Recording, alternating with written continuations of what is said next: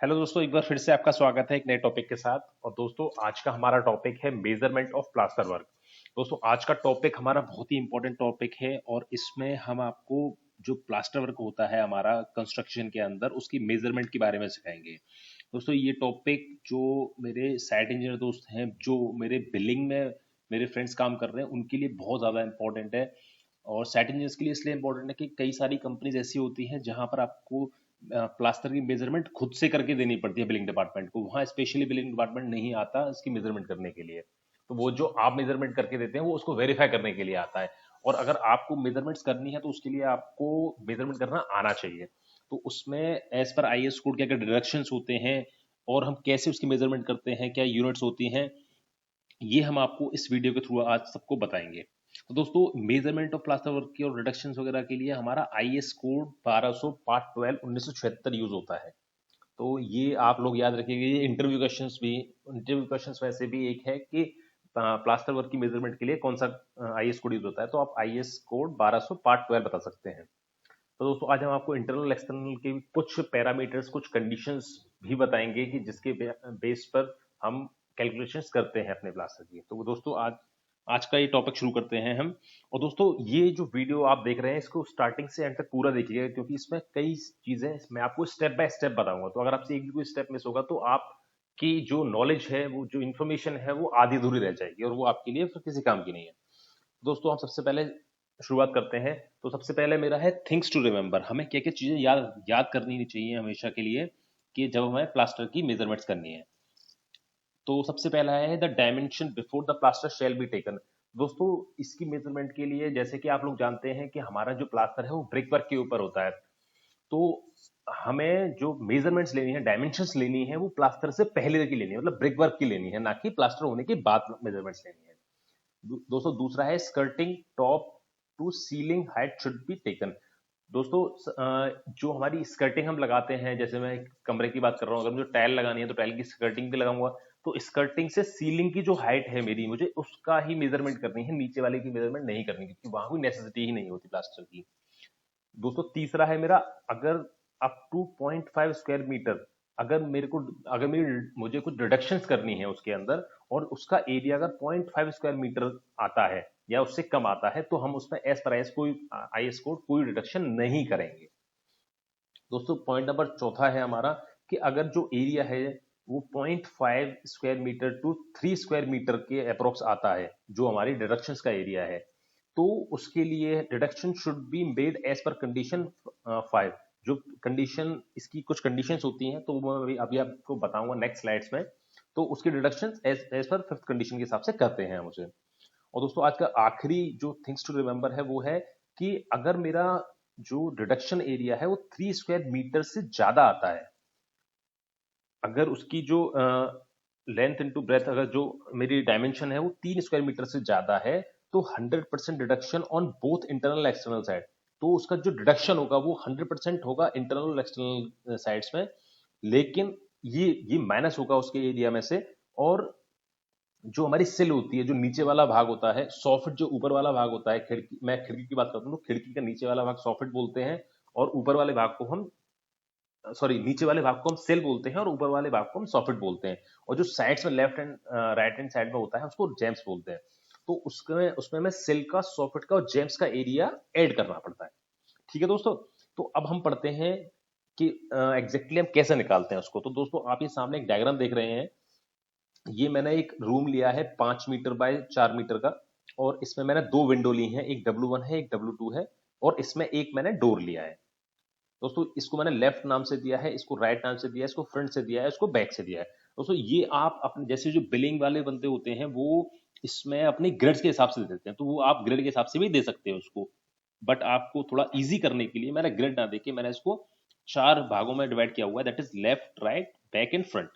ठीक है दोस्तों। तो जो मेरी W1 विंडो है उसका जो साइज है वो 1000 mm इंटू 1000 mm है, मतलब 1 मीटर बाय 1 मीटर की मेरी ये विंडो है। मेरी जो दूसरी विंडो है वो 2 मीटर बाय 2 मीटर की, ये वाली जो मेरी विंडो है राइट पर, 2 मीटर बाय 2 मीटर है। और जो मेरा डोर है वो मेरा 3 फीट बाय 7 फीट है, मतलब 900 बाय 2100 का मेरा डोर लगा हुआ है। दोस्तों, ये जो आप देख रहे हैं लाइनिंग में, ये मेरा ब्रिक वर्क है पूरा। ठीक है। तो ये मेरा ब्रिक वर्क 230 mm का मैंने कंसिडर किया हुआ है।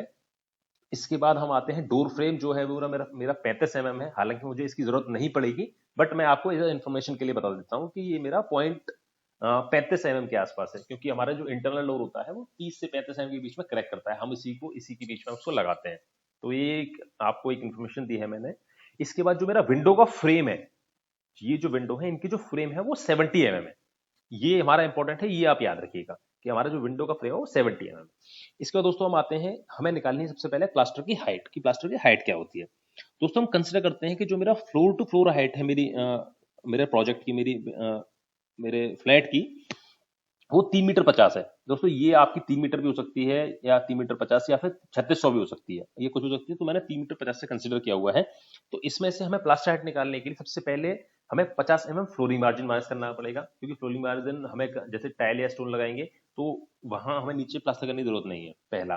दूसरा, हमें जो हम अगर टाइल या स्टोन लगाएंगे या वुडन फ्लोरिंग की लगाएंगे तो उसकी स्कर्टिंग होती है। तो स्कर्टिंग हमने 4 इंच की होती है या 3 इंच की भी हो सकती है, तो मैंने 4 इंच की स्कर्टिंग पकड़ के उसको माइनस किया हुआ है। ठीक है दोस्तों, तो मेरी जो निकल के आता है वो 2900 mm आता है, अगर इसको मैं मैनेज करूंगा। अब इस 2900 mm में से अगर मैंने जैसे बताया आपको 3 मीटर 50 मेरी फ्लोर टू फ्लोर हाइट है, तो जो फ्लोर टू फ्लोर में ऊपर की जो एक मेरी स्लैब और आ जाएगी, तो जो स्लैब की मेरी थिकनेस है 150 mm, तो मैंने 150 mm भी माइनस कर दिया। देखिए स्लैब थिकनेस 150 mm भी माइनस कर दिया, तो जो मेरी इफेक्टिव हाइट निकल के आती है प्लास्टर की, जो मैंने सबसे पहले बताया था आपको, वो मेरी 2750 mm निकल के आती है, दैट इज 2.75 मीटर।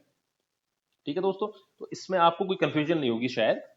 तो हम अपने आगे बढ़ते हैं। तो जैसे मैंने कुछ कंडीशंस के बारे में बताया था आपको इसमें नंबर स्लाइड में, तो उन कंडीशंस को हम नंबर बाय नंबर पढ़ते हैं।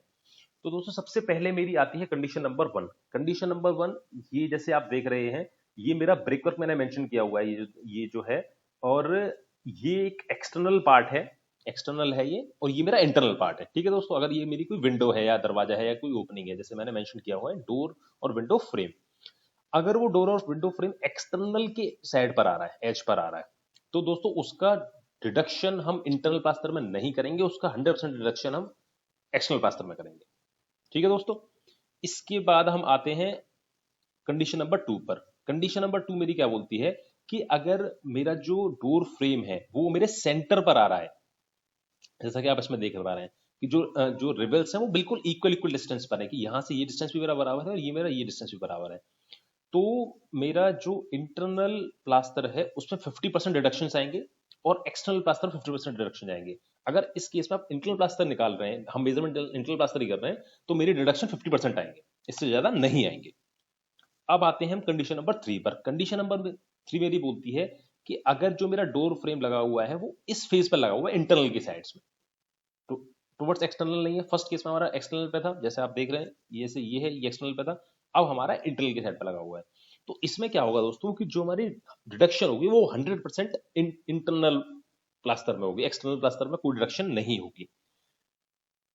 ये है दोस्तों कंडीशन नंबर 4। अच्छा एक बात और मैं आपको बता दूं कि ये जो कंडीशंस मैं आपको बता रहा हूं इसके लिए मैंने आगे कैलकुलेशंस भी की हुई हैं, तो आप कैलकुलेशन में समझेंगे तो वो आपको और इजीली समझ में आ जाएगा कि एग्जैक्टली मैं क्या समझाना चाह रहा हूं आपको शायद कुछ कंफ्यूजन रह जाएगी यहाँ पर अभी, तो हम अभी कैलकुलेशन पे भी चलेंगे तो उसमें देखेंगे। तो दोस्तों हमारी ये कंडीशन नंबर 4 आती है। कंडीशन नंबर 4 देखिए, कंडीशन नंबर 4 में क्या है कि अगर जो मेरा डोर और फ्रेम है वो बिल्कुल ब्रिक वर्क के लेवल का है, जैसे आप देख पा रहे हैं ये जो पेंटेड पोर्शन है ये मेरा डोर और विंडो का फ्रेम है, ये नॉर्मली हमारा बड़ा कम यूज होता है लेकिन यूज होता है, आईएस कोड में हमें इसके लिए भी दिया हुआ है।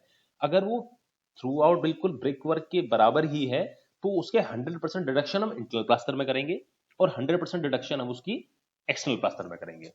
ठीक है दोस्तों, अब आते हैं हम कंडीशन नंबर 5 पर। कंडीशन नंबर 5 हमारी सबसे ज्यादा यूज होने वाली कंडीशन है। इसमें क्या होता है कि ये जो मेरा डोर फ्रेम का ये आ रहा है, देख पा रहे हैं आप इसको, ये मेरा बिल्कुल इंटरनल से थोड़े डिस्टेंस पर है और एक्सटर्नल से ज्यादा डिस्टेंस पर है। मतलब ये डिस्टेंस आप देख रहे हैं, जैसे यहाँ पर ये जो डिस्टेंस है यहाँ पर लेस रिवील्स है, और ये जो डिस्टेंस है यहाँ से दोस्तों और यहाँ तक ये मेरा मोर रिवील है। तो इसमें हमें क्या करना पड़ेगा, इसमें भी हमें 100% डिडक्शन इंटरनल प्लास्टर में करना पड़ेगा, एक्सटर्नल प्लास्टर में हम कोई भी डिडक्शन नहीं करेंगे। ठीक है दोस्तों, अब हम आते हैं, जैसे कि जो जो इंफॉर्मेशन मैंने आपको दी है वो मेरे आईएएस कोड 1200 पार्ट 2 1976 में सारी मेंशन्ड है। इसके पेज नंबर 6 पर जब आप जाएंगे तो ये सामने जो दिख रहा है आपको ये दिखेगा, और जैसा कि मैंने बताया था आपको कि जो जो मैंने बताया था कि 0.5 होगा तो उसको डिडक्शंस में नहीं लेंगे, 0.5 to 3 होगा तो उसमें डिडक्शंस के क्या क्या पैरामीटर्स होते हैं। तो दोस्तों ये सब कुछ वही है जो मैंने आपको बताया था। आप इसको एक बार आईएएस कोड से भी टैली कर सकते हैं अगर आपको कुछ कंफ्यूजन रहे तो। ठीक है दोस्तों, अब हम आते हैं इसकी कैलकुलेशंस पर। दोस्तों ये बहुत ही इंपॉर्टेंट पार्ट है इसका कैलकुलेशन, क्योंकि इवेंचुअली आपने इसकी मेजरमेंट ही करनी है। ठीक है, तो जैसा कि मैंने ये दिखाया कि मेरा ये जो फर्स्ट वाला डायग्राम है, 4 मीटर बाय 5 मीटर का मेरा रूम था, ये मेरे 2 विंडोज हैं और ये मेरा एक डोर है। ठीक है दोस्तों, अब हम करते हैं कंडीशन नंबर 1 के बेस पर कैलकुलेशन।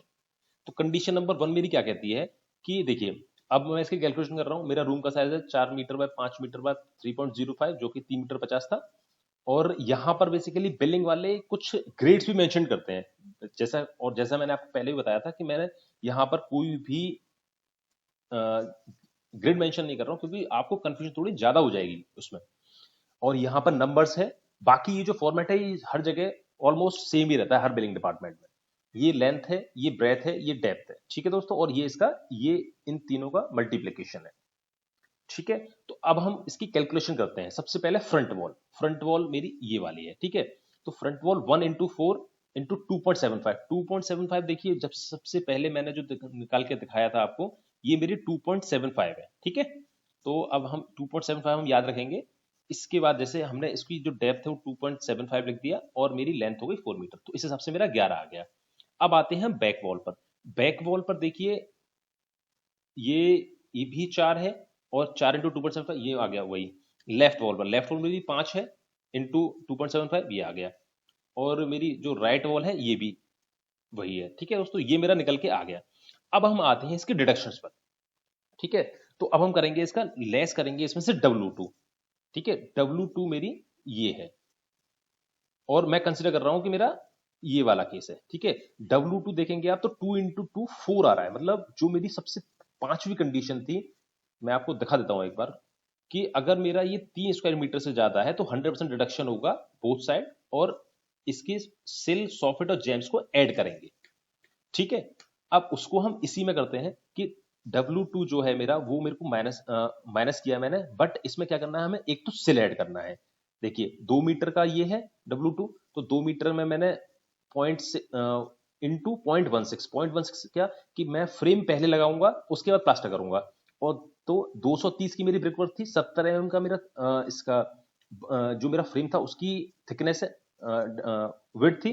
तो 230 माइनस 70 करते तो मेरा 160 mm आ गया। ठीक है, तो 0.6 ये हो गया मेरा। तो मैंने जब 2 को इंटू किया 0.6 से तो मेरा 0.32 आ गया। सेम मेरा सॉफिट भी सेम ही होगा, ये 2 इंटू 0.6 इंटू 0.32 आ गया। और जो जेम्स होंगे मेरे लेफ्ट और राइट वाले वो भी सेम होंगे। ठीक है, तो ये मेरा 2 हो गया इंटू 0.1, इसकी डेप्थ मेरी 0.16 है जैसे कि आप देख पा रहे हैं।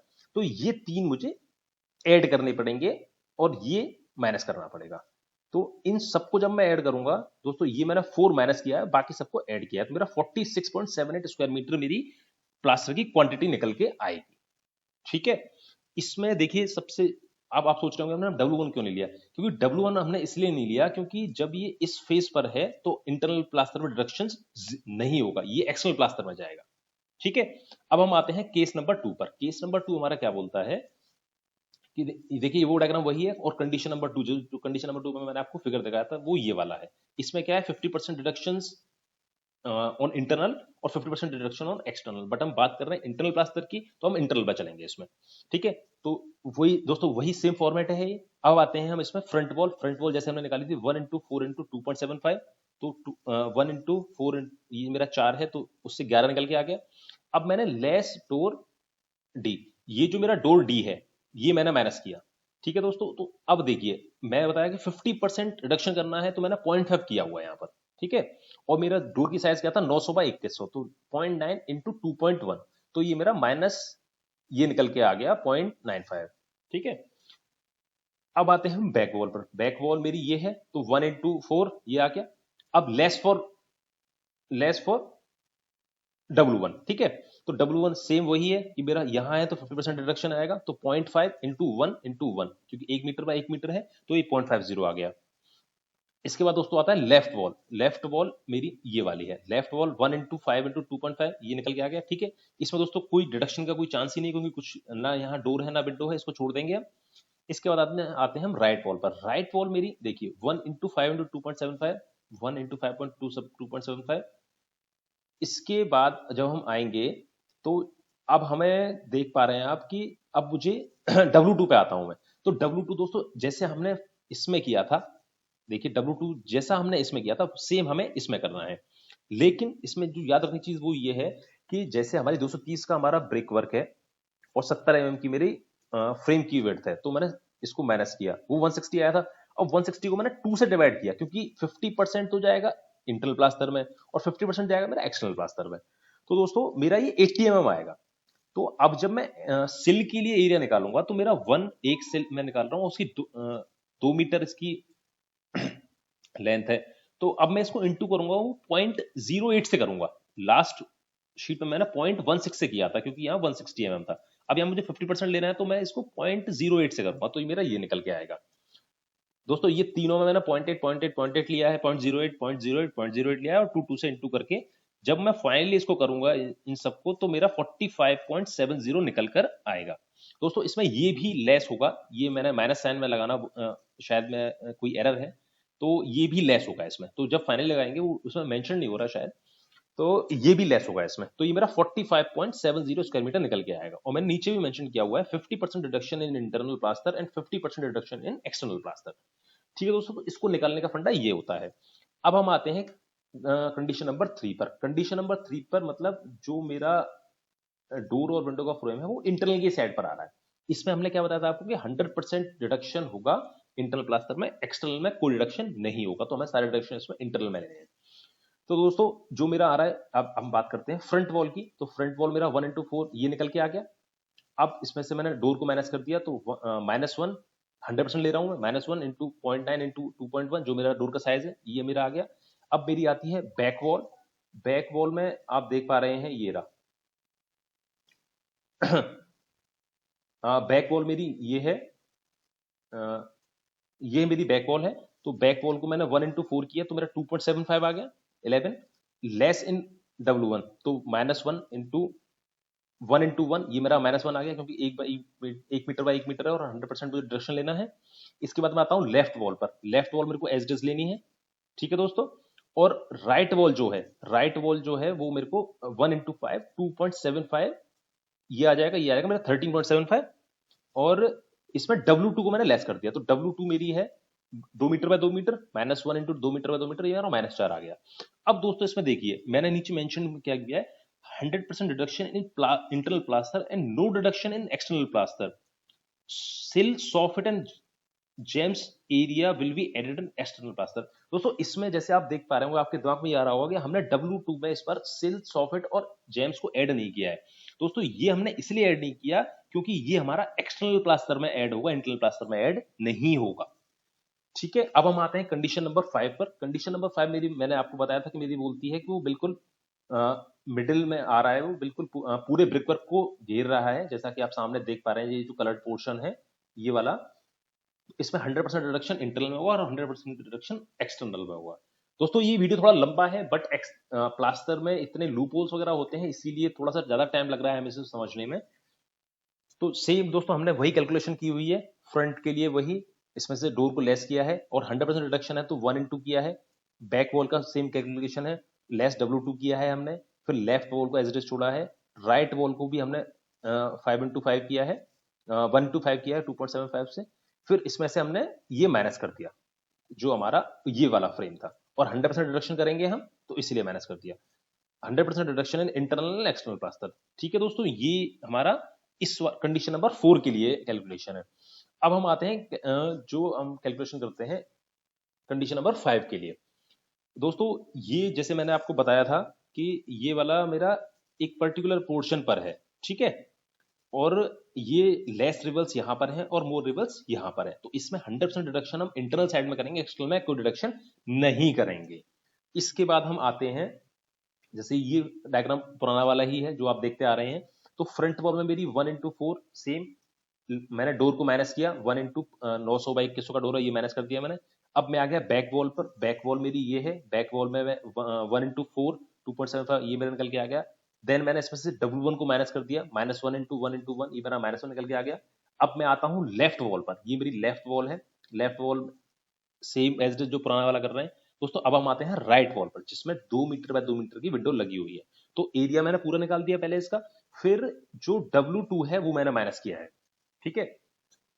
तो W2 मैंने माइनस करने के बाद मेरा -4 आएगा, 2 × 2 4 × -1 तो -4 आ गया। इसके बाद जैसे कि 100% डिडक्शन करेंगे, इसमें दोस्तों हम जो सिल का एरिया है और मेरा सॉफिट का एरिया है और जेम्स का एरिया है, वो मुझे इतने पोर्शन का तो ऐड करना ही पड़ेगा। ये जो पोर्शन है बचा कुचा, ये तो मैं एक्सटर्नल प्लास्टर में करूंगा, लेकिन मेरा जो ये पोर्शन आप देख पा रहे हैं, ये जो है इसको मुझे ऐड करना पड़ेगा। अच्छा, इसको ऐड करने के लिए मुझे इसकी विड्थ और डेप्थ निकालनी पड़ेगी। तो वो मैं कैसे निकालूंगा कि देखिए 230 - 70, तो 230 की मेरी ब्रिक वर्क है और 70 का मेरा फ्रेम है, तो 160 mm ये आ गया, इसमें कोई कंफ्यूजन नहीं है। फिर इनर साइड, अब हम इसमें कंसिडर किया हुआ है हमने कि इनर साइड मेरी है, इनर साइड रिवील है मेरा 60 mm। तो 60 mm मेरा अगर इनर साइड रिवील है, तो इसका मतलब आउटर वाला 100 mm है, क्योंकि 160 तो मेरी टोटल मुझे प्लास्टर करना है। तो इसलिए मैंने इनर वाले को मैं कंसिडर कर रहा हूँ इसके लिए। तो इनर मेरा 60 mm ये है, तो मेरा 0.06 mm हो जाएगा। तो मैंने सेल को ऐड किया, 2 × 0.06 ये मेरा ये आ गया, फिर 2 × 0.06 मेरा ये आ गया, एंड 2 × 0.06 मेरा ये आ गया। इसके बाद दोस्तों क्या होगा, और ये मेरे जेम्स 2 ऐड होंगे, क्योंकि एक लेफ्ट में है एक राइट में है, ठीक है दोस्तों। तो ये मेरा निकल के आ गया इतना। अब मैं इन सबको ऐड कर दूंगा तो मेरा 43.09 स्क्वायर मीटर प्लास्टर निकल के आता है। और इसमें जैसे कि आप देख पा रहे हैं 100% deduction in internal plaster and no deduction in external plaster. तो हमने 100% जो डिडक्शन है वो सारी हमने इसी में की हुई है। तो दोस्तों ये आज का हमारा टॉपिक था, और मुझे उम्मीद है कि अगर आपको ये सब कुछ आपको समझ के आ ही गया होगा कि हम क्या क्या मेजरमेंट होती है एज पर IS कोड। अच्छा दोस्तों, एक चीज और सबसे इंपॉर्टेंट चीज, कि अगर आप एज अ डेवलपर काम कर रहे हो और आपके यहाँ पैटी कॉन्ट्रैक्टर काम कर रहे हैं, तो एक सिंपल सा लॉजिक होता है प्लास्टर मेजरमेंट करने का, कि उसमें हम जितनी भी जो हमारे मेजरमेंट्स होती हैं उसको हम, जो भी हमारे डिडक्शंस होते हैं, तो हम जो हमारे डोर विंडो होती है उन सबको मैनेज कर देते हैं हम एक बार में ही। हम वहां पर IS कोड को बहुत ज्यादा फॉलो नहीं करते हैं, क्योंकि अगर एज अ कॉन्ट्रैक्टर काम कर रहे हो, अगर आप किसी बड़े कॉन्ट्रैक्टर में काम कर रहे हो, फॉर एग्जांपल आप सिंप्लेक्स में काम कर रहे हो, तो आप इन कंडीशंस को फॉलो करेंगे, क्योंकि आपको क्लाइंट को बिल सबमिट करना है।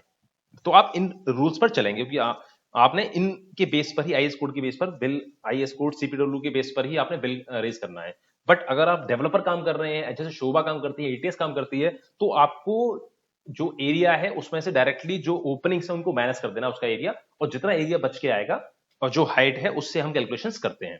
तो दोस्तों उम्मीद है कि आपको मेरा ये वीडियो काफी पसंद आया होगा, और इसको देखने के बाद आप प्लास्टर की मेजरमेंट्स में कभी भी कहीं भी नहीं फंसेंगे। तो दोस्तों आपको ये वीडियो कैसा लगा, आप मुझे कमेंट सेक्शन में डेफिनेटली बताएं, और मैक्सिमम से मैक्सिमम लोगों को आप ये बताएं, क्योंकि ये बहुत इंपॉर्टेंट चीज है। मैं चाहता हूं कि ज्यादा से ज्यादा जो साइट इंजीनियर्स है उन तक ये नॉलेज पहुंचे। थैंक यू दोस्तों, मिलते हैं नेक्स्ट वीडियो में। All the best.